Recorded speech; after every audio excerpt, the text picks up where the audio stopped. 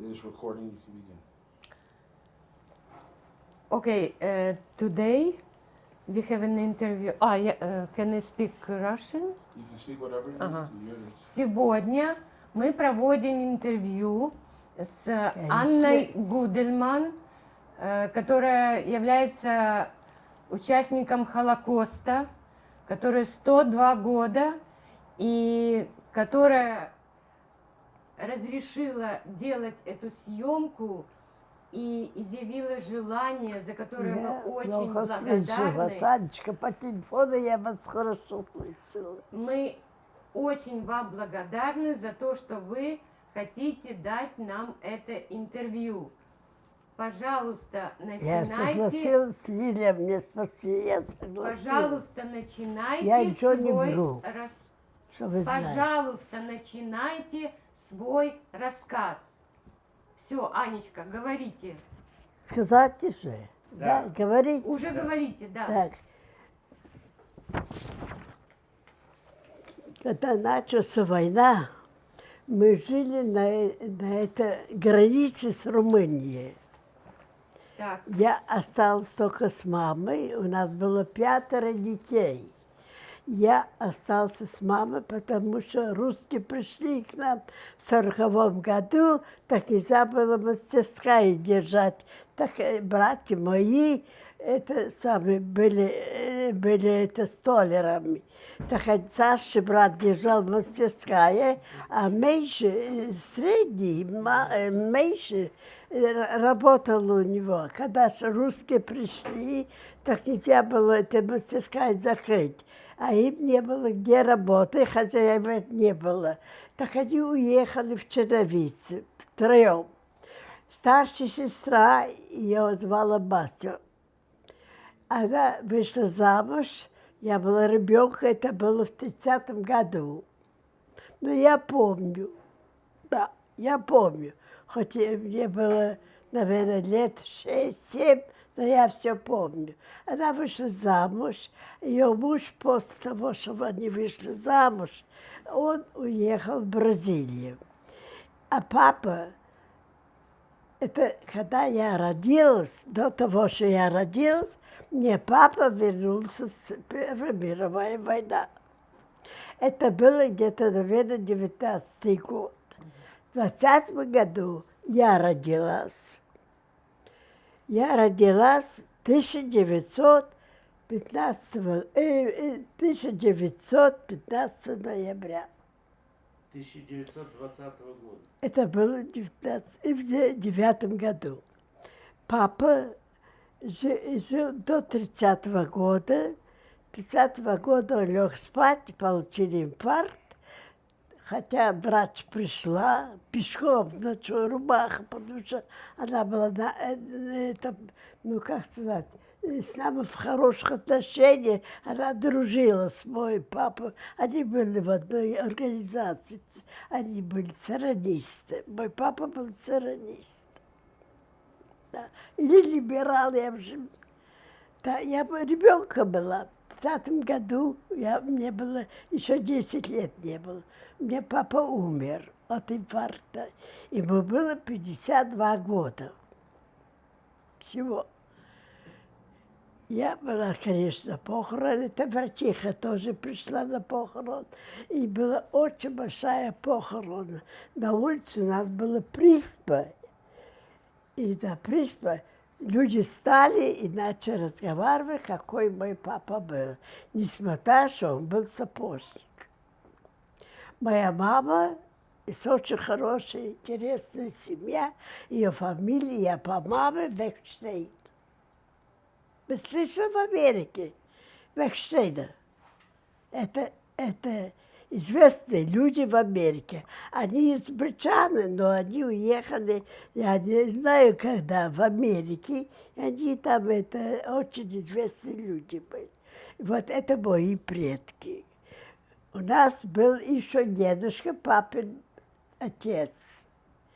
Несмотря, что у него 2 дочки, еще 1 сын, но он был у моей мамы невесткой, потому что она была очень-очень воспитанный, хороший человек. она меня воспитывала. Папа умер в 30. Папа мне никогда Хана не называла. Я же был написано Хана. Он мне называл мамочка. Я ношу имя моей бабушки. Ее звала Хана. Дедушка был очень хороший человек, несмотря что он был старый. Все, что ему надо было, он позвал маму. Моя мама ломала на идиш раца. Раца. Это еврейское имя. И он звал маму, а не папу, никого. Она подходила к нему, пожалуйста, что вам надо? Ну, на идиш. Что вам надо? Он ей сказал, у нас, простите, туалет был во дворе, далеко, а он был совсем слепой. Ничего не видел. Он сидел на свое место. Он имел всегда свое место. И мама начала кричать. У меня младший брат родился у меня до 13 месяцев. Он был моложе меня. И она начала кричать: «Ходала лейзер, визентире, где вы? Приходите». Мы тут же пробежали. «Пожалуйста, ведите дедушка для себя». Никогда не сказал в туалет для себя. А мы были дети, маленькие. Мы взяли дедушку под ручки, и повели его туда. Мы все делали для него, и дверь открыли, и расстегнули, простите, брух, и в общем, он все сделал. Мы его подняли, и это самое одевали, и как положено отвезли, и он сел, он нам сказал спасибо. Ну, это все на идиш было. Папа и мама по субботам ходили в синагогу, а мы, маленькие дети, тоже ходили в синагогу. И вот я знаю 4 языка. Я учила. 3 я учила. Румынский язык, я же родилась в Молдавии, там была Румыния. И это румынский язык. И потом мы ходили в хейдер, если вы знаете, что такое хейдер.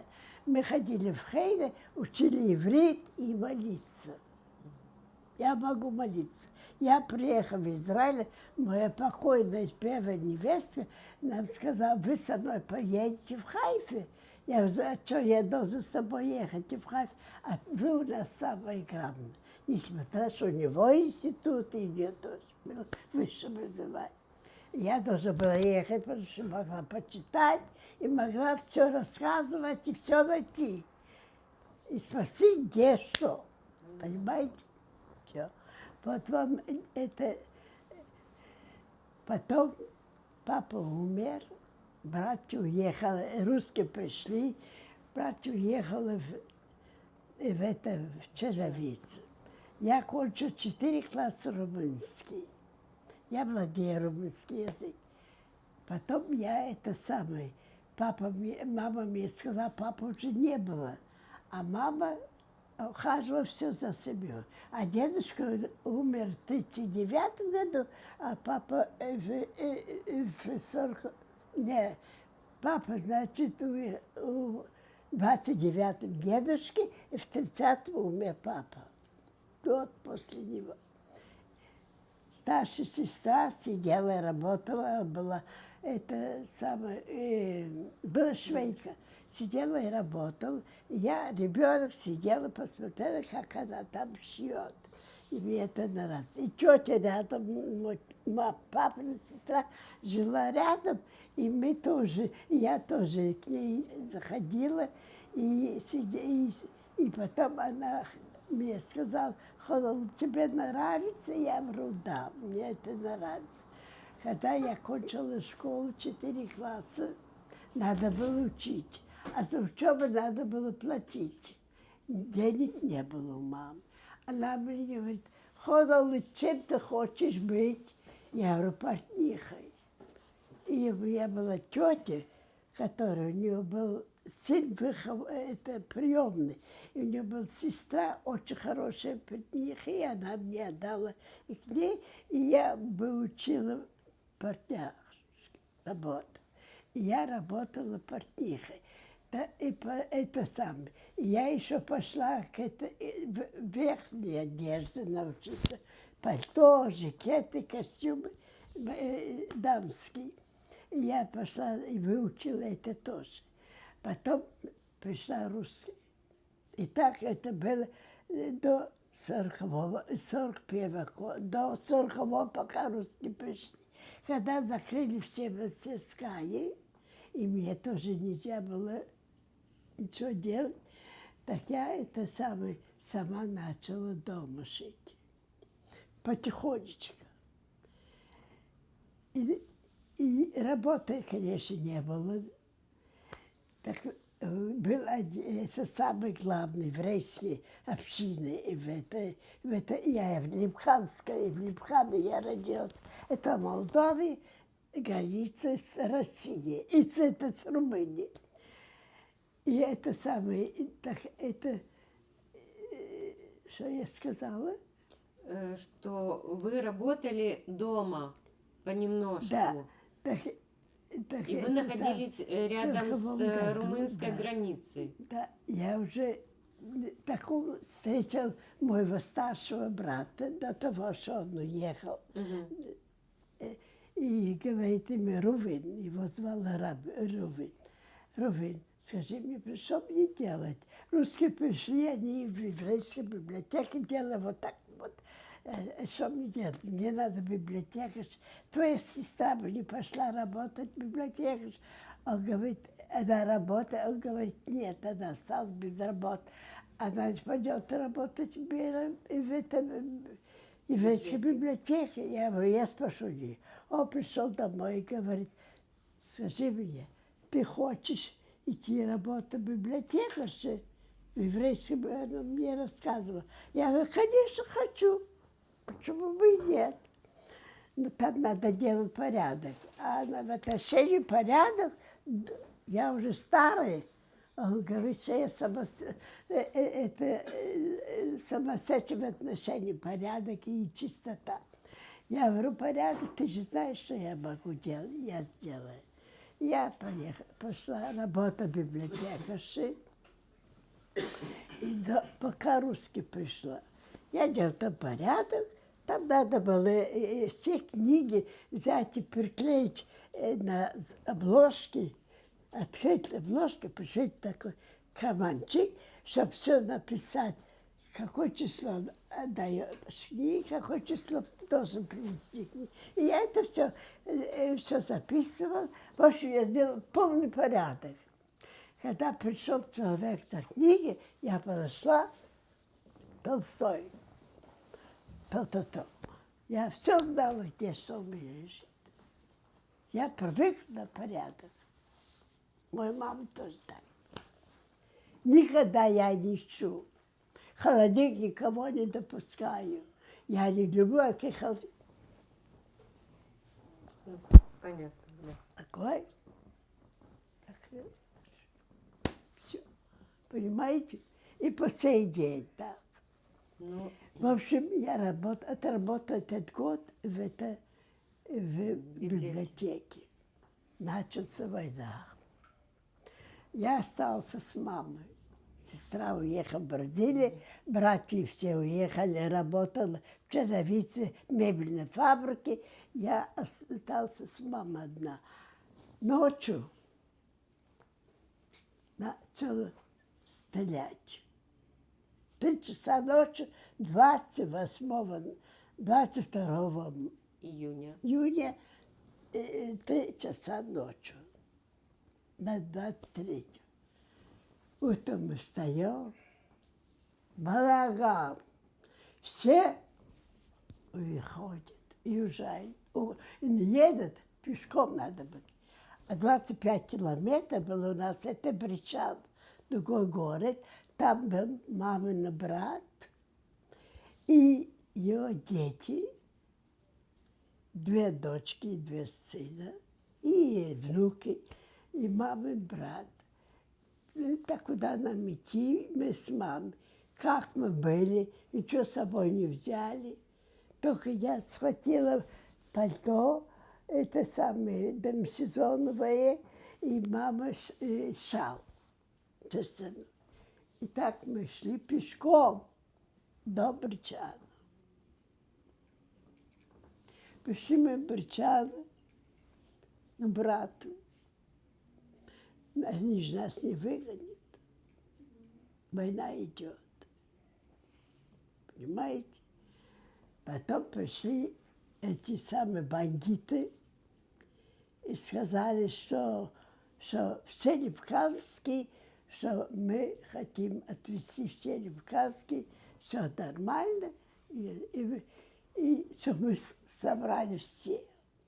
И там на футбольной площади, поле, мы там все собрались, и тогда нас выгнали в лагерь.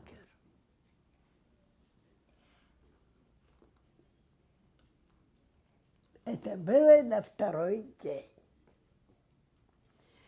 А гнали нас целое лето. Голодные, холодные, и холодная жара, голод, ничего не кушали. Люди на Украине через Днестр мы проходили на Украину. Там женщины пожилые принесли буханку хлеба, бросали куски хлеба, бросали, и мы бегали захватить кусочки хлеба. Я тоже бегала, мама очень плохо себя чувствовала, ей было 62 года. И она очень плохо себя чувствовала, и она мне говорила, я не могу больше ходить, я останусь, пусть мне, я останусь здесь, а ты иди. Я говорю, мама, знай, я тебя одну не оставлю. Я останусь с тобой, и пусть убьют нас обоих. Она это слышала, она поднялась и потихонечку ходила. Когда я схватила эти 2 кусочка хлеба, это я ей дала кусочек хлеба и сама. Эти, которые нас гнали, это были украинцы и литовцы. Один украинец был ничего, один литовец тоже ничего, но 2 были хулиганы. Они были уже тоже уставшие, так где-то на поле они нас посадили, и мы сидели и кушали эти кусочки хлеба. Когда мы видим, идет ребеночек. А видишь, мы кушаем хлеб. Приходит ручку. Мама отломает половину кусочек хлеба и дает этого ребенка. Мне было 20 лет. Уже 21 год. И Бог идет и кушает этот хлеб. Я говорю, мама, я хотела сказать, знать, что она мне скажет. Я говорю, мама, я бегала, еле схватила 2 кусочка хлеба, чтобы поддержать тебя и себя. Почему ты отломал кусок хлеба, дал этому ребенку? Она говорит, мне 62 года, я свое уже отжила, а этому ребенку может этот кусок хлеба дать выжить. Вот какое мне воспитание. Все, прошло. Идем, потом они нас довели до Гордевки. Ночью на поле мы сидели, а днем или там кое-как. У меня было это пальто, я себя накрыла, потому что это уже дошло до осени, где-то в сентябре месяц, или даже позже. Они завели нас, есть такой лагерь, Гордевка, там это не ладно, слушай. Там было помещение, которое, видно, там скоты держали. Было 2 комнаты, ничего там не было, только пол и стены. И во дворе был, простите, туалет, так была дырка, закрыты двери, конечно, и 2 отделения. Спереди, это было сзади, спереди было это колодец, который там можно было хоть воды набирать. Кушать ничего. Мы там побыли, мама умерла. Там средствовала тиф, и это самые дизентерии, она умерла. И в общую яму я отнесла. У меня еще были золотые сережки, что мама мне дала. Так я эти золотые сережки отдала мужчине из лагеря, который тоже в лагере был, чтобы он маме и соседям, чтобы они маму отнесли в эту яму. Но где яма, я не видела. Я осталась одна. Мы так до осени промучились. Выходить, я могу просить немножко хлеба. Так я так вышла. Или я пошла, вот там были домики, первые домики, что-то чинить в воскресенье. И это самое, и кому-то что-то чинить. И это самое. Ну, на украинском языке я не говорю, но да, я не сказала, я потом это все расскажу. Так я это самое, я ей сказала, что если тебе надо что-то чинить, пожалуйста, я умею руками. Я это делала. Я, наверное, могла и накормить, и все такое. Я это самое. Нет, это было уже в Печора. Это я выходила, попросила где-то кусок хлеба. Вернулся, и мы там побыли где-то примерно в декабре месяце, наверное. Потом они нас взяли пешком и загнали. Был такой лагерь Печора. Печора это, как вам сказать, там тоже ничего не было. Только сзади ворота, кругом ворота, как это дом, наверное. Потом, а сзади была речка. Больше ничего не было. Ни еда, ничего. Мы без еды. Если мы хотели, ноги были грязные, так ходили в эту речку, помыли ноги, помыли руки, и можно было отсюда немножко вот так надо вода. Вот это все, что было. Ни с того, ни с сего. Это пришлось там умирать с голода. Люди умирали с голода. Так они где-то выбросили, я не знаю куда.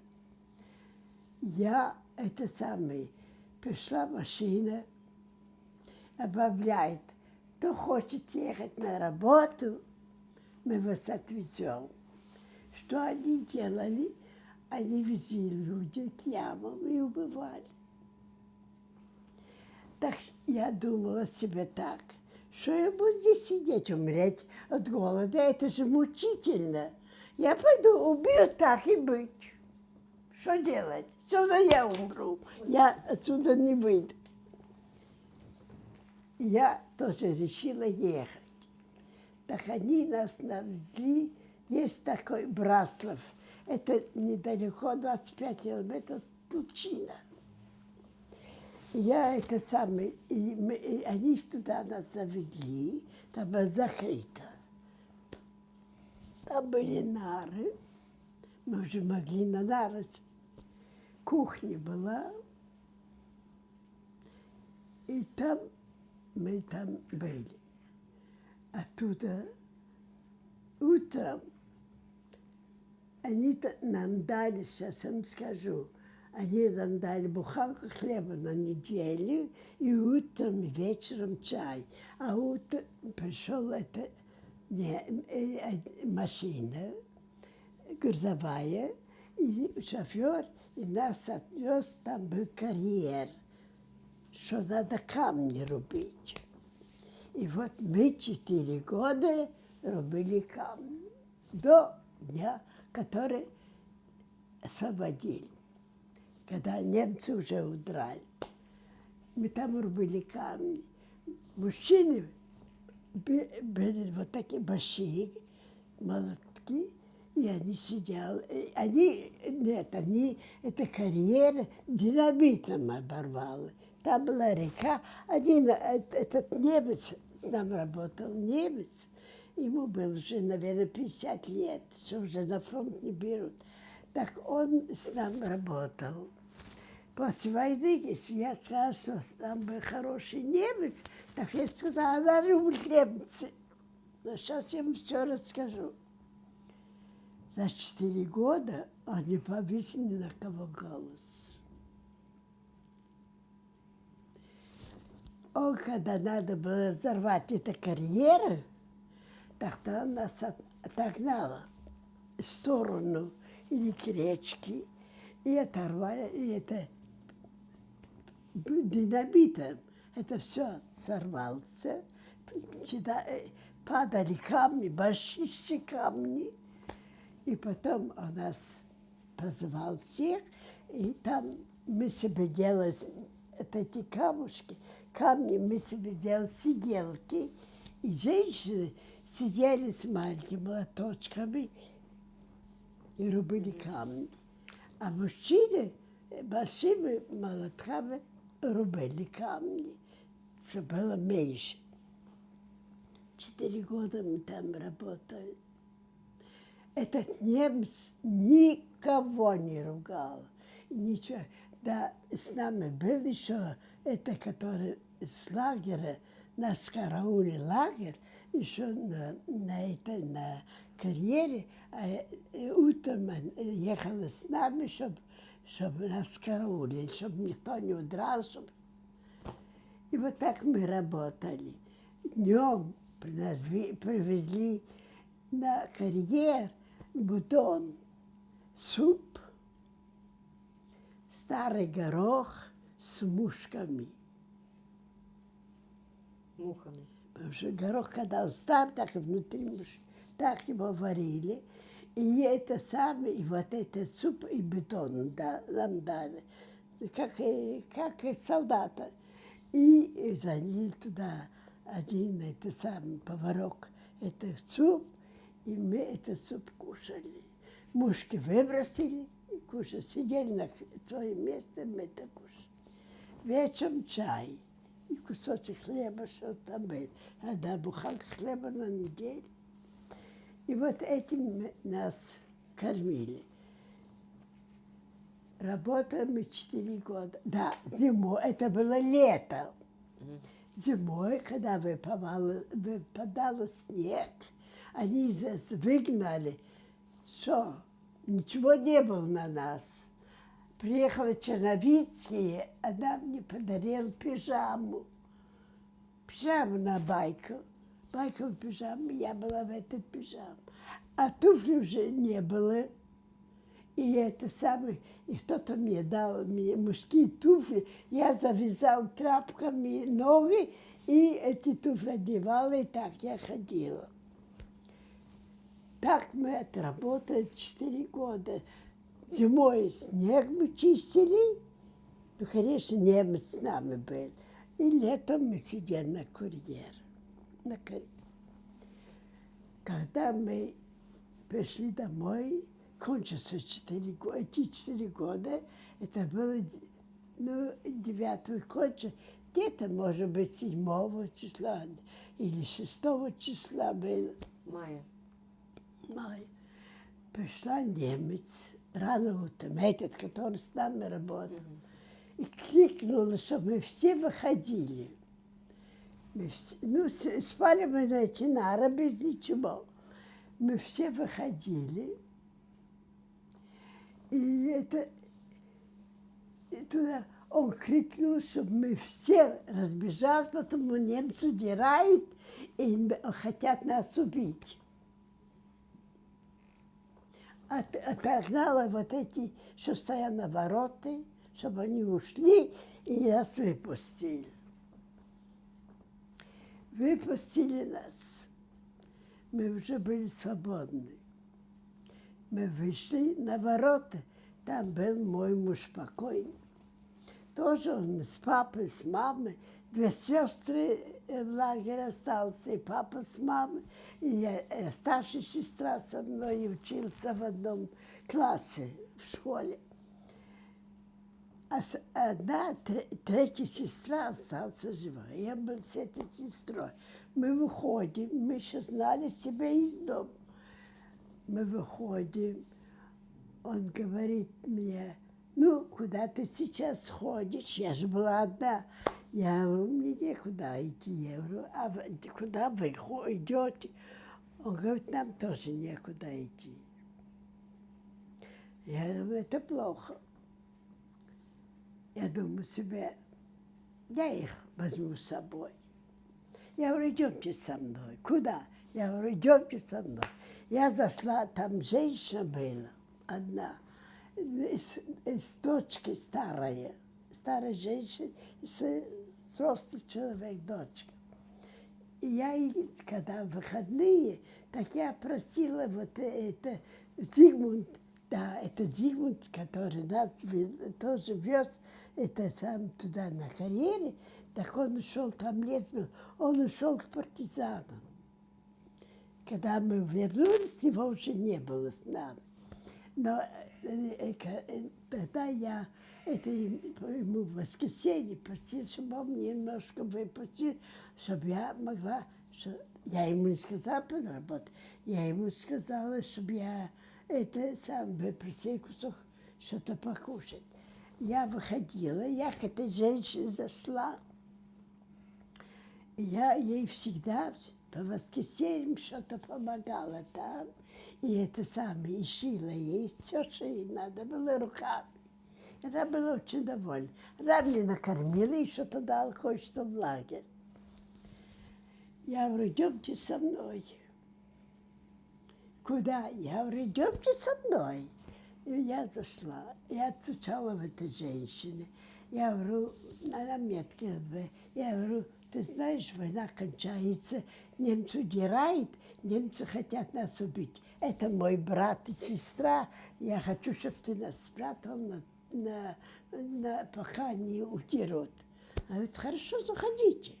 А там был люк такой в доме, типа погреб. И там лестница, а сверху коврик, чтобы никто не видел. Она открыла этот люк и говорит, спускайтесь вниз. Вот здесь будете ждать, пока немцы дерут. Они нас спускали туда, и это 11 день она нас кормила, что-то дала покушать. И то было хорошо. Прошло 2 или 3 дня, она открывает люк и говорит, ну сейчас вы можете, уже выйти, немцы удрали. Уже немцев нет. Мы вышли. Куда идти? Я говорю, ну куда мне сейчас пойдем? Куда вы идете? Он говорит, пойдем, куда нам идти, на вокзал.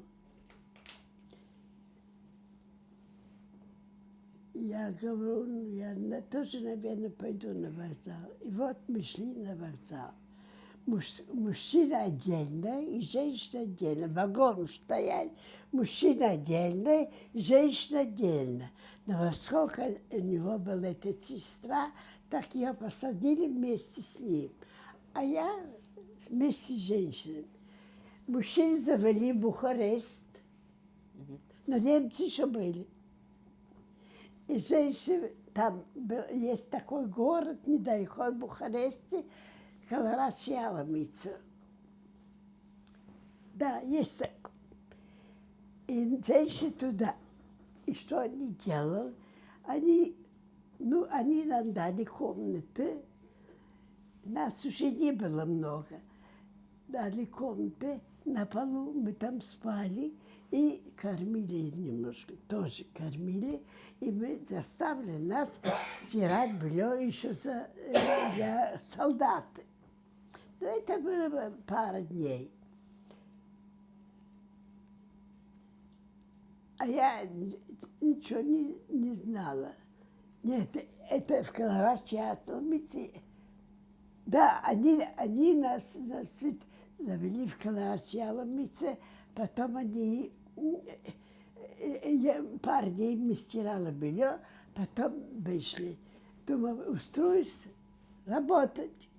Я пошла, начала спросить, я же владею румынский язык, надо спросить, где тут портниха. Мне сказали. И я зашла, я говорю, здравствуйте, по-румынски.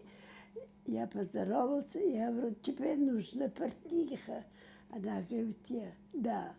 Я говорю, я умею шить.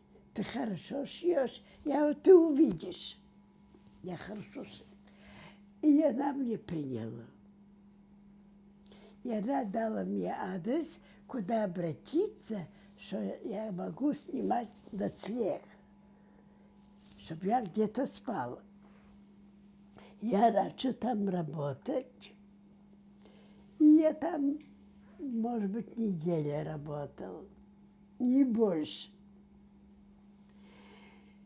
И потом, меня разыскивал какой-то мужчина. Приехал с Бухареста, меня разыскивал, чужой. Ну, и ему сказали, кто-то сказал, что я работаю там и там. Он пришел, меня вызвал и говорит, я приехал за тобой. Я говорю, куда? Как за мной? Куда? Он говорит, ты в Бухарест. Тебя ждет человек в Бухаресте, и это твой муж. У меня нет мужа. Он говорит, идем со мной. Я думаю, боже мой, а я и Бухарест очень любила, потому что я была раньше в Бухаресте. Это был уже второй раз. Красивый город. А немцы еще не удрали. Они еще бомбили.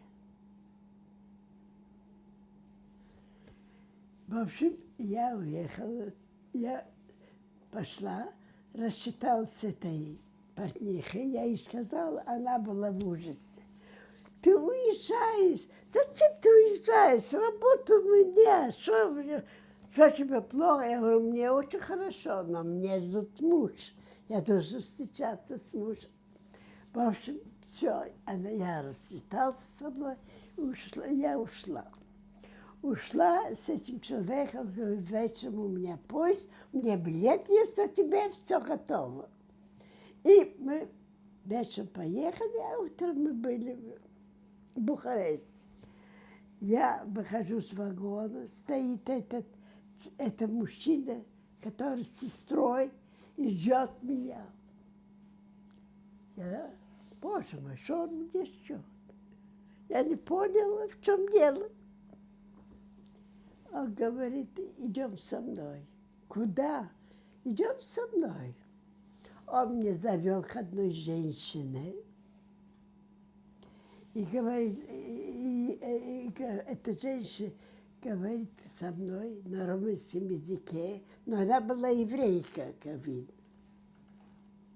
Наверное, была еврейка. И она нас завела на второй этаж, у нее была комнатка. Там стояла кровать, стулья. И говорит, вот здесь будете жить. Пока. Я думаю, что, боже мой, как я буду жить? Ну, выход не было.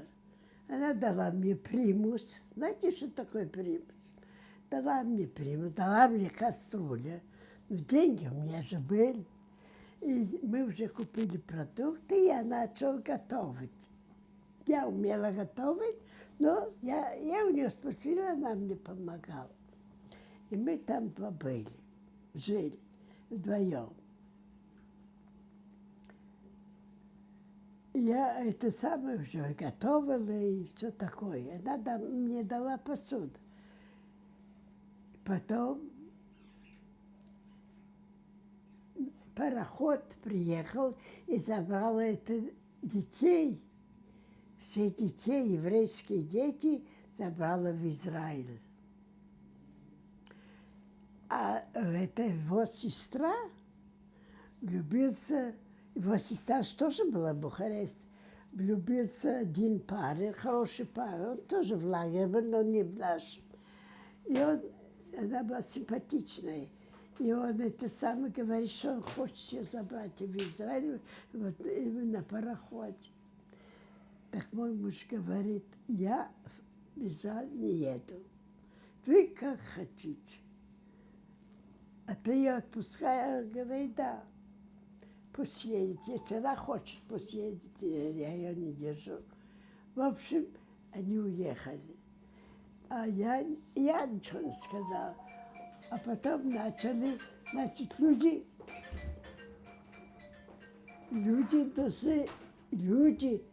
должны вернуться. Кто хочет, может вернуться домой. И мы вернулись. С ним вернулись. Мы вернулись, так мы поехали в Липкан, где мы родились, где мы жили. А там его дом, и родители разрушили, и наш дом. Бомба попала, и не было где жить. А у него там была двоюродная сестра. И мы это самое нам сказали. И мы зашли к ней. У нее было 2 комнаты спальни. И мы пошли к ней, она уже тоже сошлась с кем-то. И мы приехали туда. Подожди. Да, мы приехали туда. И она сказала, нет, не так. Мы поехали. Куда мы поехали? А, в Кишинев. В Кишиневе. Поехали. В Кишиневе. Нет, к ней, да, к ней. Она не могла это самое, не хотела это нас принимать. И мы поехали в Кишинев. Нет, я не так. Это Кишинев был, это пересыльный пункт, вот я вспомнила. И мы еще прошли там пересыльный пункт. Откуда мы, где мы были, все такое мы должны все рассказывать. Потом нас выпустили. Выпустили нам там. Так куда идти? Опять некуда идти. Денег нету, некуда идти. И там же русские уже были. И мы это самое, я иду, и вот одна знакомая, которая знала нашу семью, говорит, Холола, что ты тут делаешь? Я говорю, вот мы с пересыльный пункт. А куда вы идете? Я говорю, нам некуда идти, куда нам идти? Вот идем со мной. Я пошла, и мы пошли вдвоем. Ну, он же как муж мне был. Мы пошли вдвоем. Она нас завела к себе домой. Она нас накормила. И потом ее муж устроил моего мужа на работу сторожем, что он мог работать, если он язык вообще не знал. Я тоже не знала, ничего не знала. И меня она завела следующий. Это двор, там была одна старая женщина, и говорит, вот здесь можешь снимать у него постель. И я зашла к ней, потому что он уже работал. И я тоже строилась на работу. Я пошла работать закройщицей в маслопошив. И он работал ночной смены в этом. И мы там жили. Но потом эта старуха тоже была. Так если я что-то сварила, так она все вытаскивала с этой кастрюли. И когда мы пришли, ничего не было, что кушать. А там была соседка Гита, очень хорошая, я с ней подружила. Она говорит, Анечка, знаешь что, давай, вот мои родственники рядышком с ней, вот здесь, мои родственники уехали в эвакуацию, вы можете там жить, пока они приедут. Пока они приедут где-то весной или зимой. И мы там жили. Я там забеременела, и устроилась на работу. Потом я сразу забеременела, и после 9 месяцев я родила его. У меня была очень тяжелая беременность, у меня был сильный токсикоз. После такой, вы же понимаете, я днем и ночью только рвала, ничего не кушала 9 месяцев. Когда я пошла к врачу, он мне делал анализ, он мне сказал, у вас 12 тысяч лейкоцита, вы можете умереть, вам надо делать аборт. В Россию? Я говорю, нет. Аборт я не буду делать. Умру, но пусть у меня кто-то останется. И я выносила его 9 месяцев. А он вышел, как кукла. Полненький, хорошенький. 9 месяцев я родила, и уже я не могла вообще идти работать. И я уже осталась дома, и мой муж начал работать, там работал, и так мы жили. Потом мы уехали в Липканах, значит, партийный пункт, потом мы уехали в Липканы. Я раньше говорила, но это не так.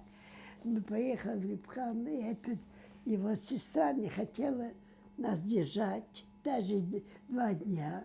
А со мной она командовала.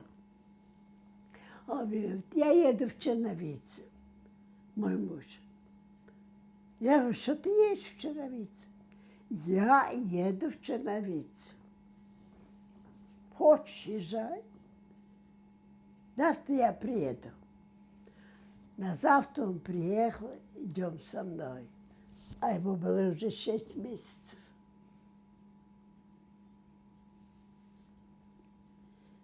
Когда я жила, еще в Чеченеве, там приехал весной, приехали хозяева, мне надо было освободить. Так это был 1-й этаж, так помойное ведро, он выходил зимой, и я это ведро дала через окно, открыла, и чтобы он вылил, чтобы не беспокоить этих людей. И муж то же самое. Весной я должна была освободить, ему было 6 месяцев. Когда я уехала в Липкан, 6 месяцев ребенок, я им сказала, пожалуйста, когда они приехали, я им сказала, это новорожденный ребенок, я не могу с ним зимой никуда ехать. Я выступаю, передняя комната большая, а спальня была маленькая, и мы будем жить в маленькой до весны. Как станет тепло, мы уезжаем. В апреле мы уехали. Мы были тогда 6 месяцев. И мы приехали, это не хотел нас понимать. Мой муж уехал в Черновиц, на 2-й день приехал и забрал нас. Идем.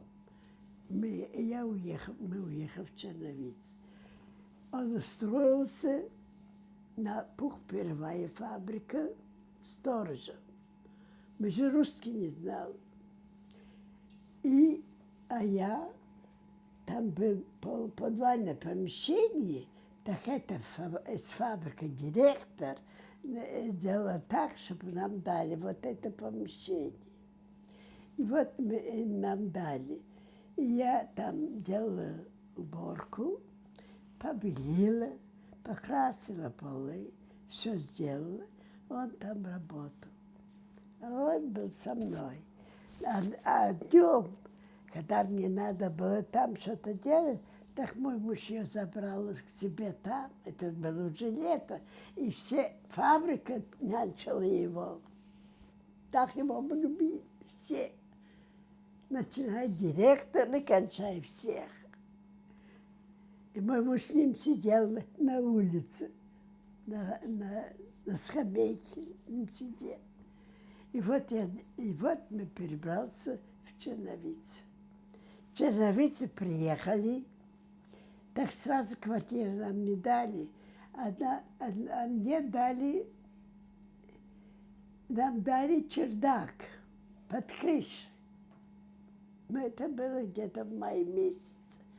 И вот я с ним была на чердак под крышей. А мой муж устроился на похвале.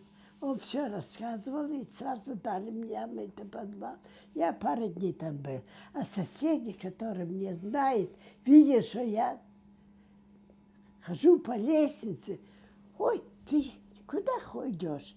Я говорю, вот я живу с маленьким ребенком. Да, крыша, боже мой, как это так? Вот так, пока. И она говорит, так там же воды даже нет. Я говорю, нету. Она дала мне чайник с водой, говорит, вот будешь хотя бы пить там воды. А его я купила грудь, у меня молоко было изумительное. Несмотря, что не кушала. В общем, так. И нам дали квартиры, я убрала эту квартиру, и потом это самый делала порядок, и мой муж работал, и он это самый рос. Потихонечку он начал делать это. Потом приехал мой брат с эвакуации, средний брат. Очень хороший. Приехал, и он мне помогал деньгами.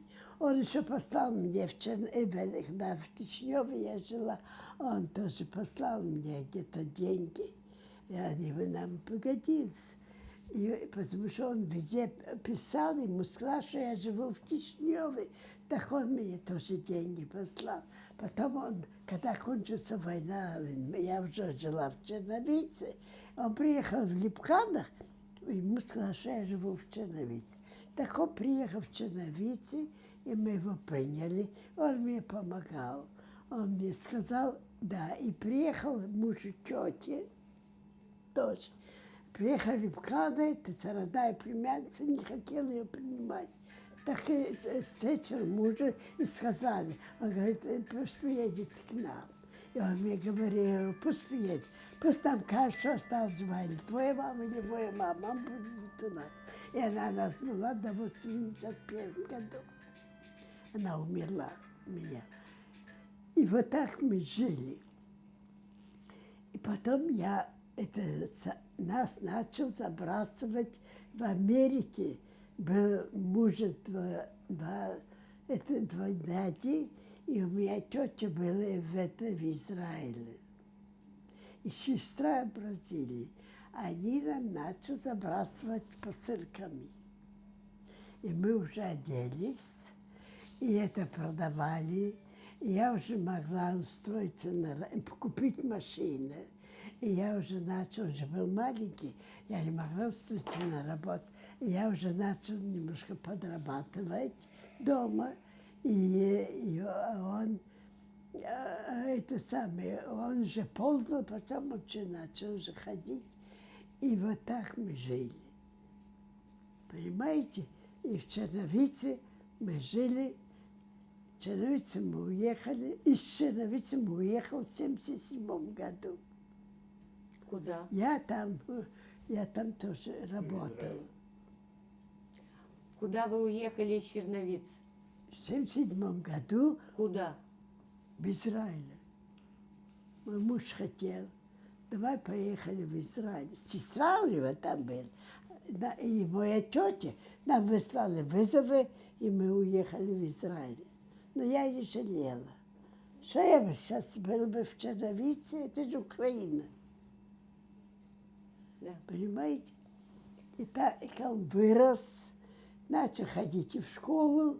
Когда он начал ходить в школу, я сидела с ним, выучила русский язык и владею русским языком. Вы же слышите, как я разговариваю, все новости знаю, что делается в мире, интересуюсь политикой. Как долго вы прожили в Израиле? В каком городе я жила в Израиле? Как долго вы прожили в Израиле? А сейчас я скажу. Значит, в Израиле 16 лет я жила в 93-м году. Я уже 30 лет здесь. Ага. Да. Вот будет в сентябре 30 лет. Он ходил там в школу, кончил школу. Потом он уехал в Ленинград, он хотел учиться в Ленинграде. Уехал в Ленинград, поступил в кораблестроительный институт, он хорошо учился. И кончил кораблестроительный институт. Я имею инженера. Потому что в Европе такой человек должен, и везде, человек должен иметь специальность. Каждый человек должен иметь специальность. Женщины и мужчины. В России тоже так. Да, это верно. И вот я хорошая партнерша. Вы молодец. Вы хорошая мама. Это в первую я очередь. вязала, это я вы сами. вязала, это я умею. Я Потрясающе. хорошо шью. Потрясающе. Я все умею делать. И у него то же самое, руки такие же. Он все умеет делать. В маму пошел.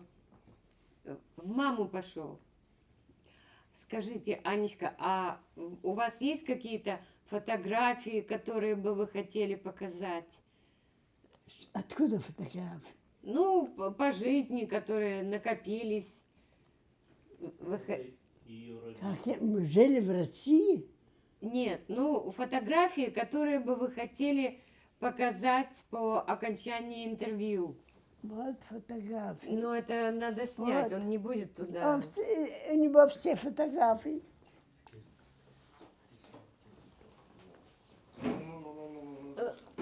Сидите. я Не-не-не, вы фотографии. сидите, Хочу сидите. дать вам фотографии. Он сам... Там у меня что-то есть. Тоже. О, Мама, я тащила с собой.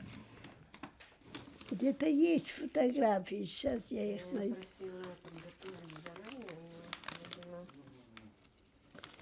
Вы знаете, что это? значит, на ее столетие ей прислали грамоту от премьер-министра Канады, королевы Это английской. есть фотографии, я не знаю, где они. Адам, can you tape those two pictures? Of Нет, 100 years university. Это долго искать надо. Окей, не надо, не надо. This one from Анечка, не Это надо. долго искать надо. It's okay, не надо. Trudeau. It's okay, Вот держите. мне поздало столетие, смотрите. Да, да, да, да, да. Governor General. Трудно. Садитесь. This is her parents. Это ее родители, мама и папа. Ее родители. Yeah, it's... Can we show the parents picture? She can hold it up. Держи вот так. Скажи, это твои родители. A little bit higher. Выше, выше. Это Немножко выше. папа и мама. Мои родители.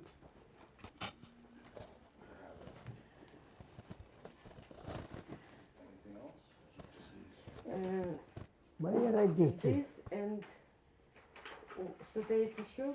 Тогда, если что, так мы будем заканчивать. А что это? Ей прислали Что это? conference from грамота from recognition from claim conference recognition 100 years А, certificate. yeah, it's... You should hold it.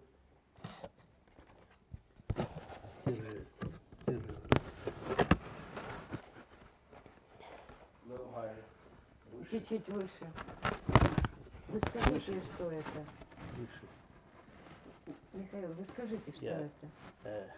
This is this certificate to commemorate your extraordinary life of heroism and tenacity after the Holocaust. This is recognition of claims conference for German compensation to Holocaust survivors.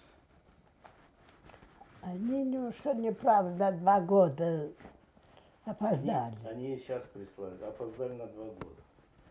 100 years. Вот это сними, вот я там. Видишь? Вот я там. Вот. Кофта белая, кофта синяя. Вот я там. И вот я здесь тоже. Вот. Вот. Это я сейчас. This is me and my wife. Это я сейчас. She's now. Это вот и невестка. Forward to the camera. Stand it straight. There we go. Now you can see. Вот так держи. Okay. Very nice.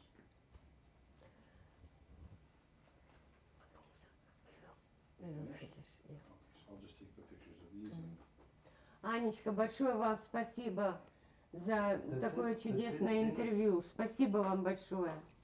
Спасибо от dуши. do you want her to hold? She can hold them if you want. Yeah, that's fine. This is a recognition, 100 years recognition for Prime Minister of Canada, signature of Mr. Trudeau. Вот эта фотография, когда я приехала сюда. Вот это. Yeah, this is a picture when she came here. Такая вот. 1993, to Canada. Вот это, когда я приехала сюда. Okay, это не важно. This is not important. Окей. Сними это, сними эту фотографию.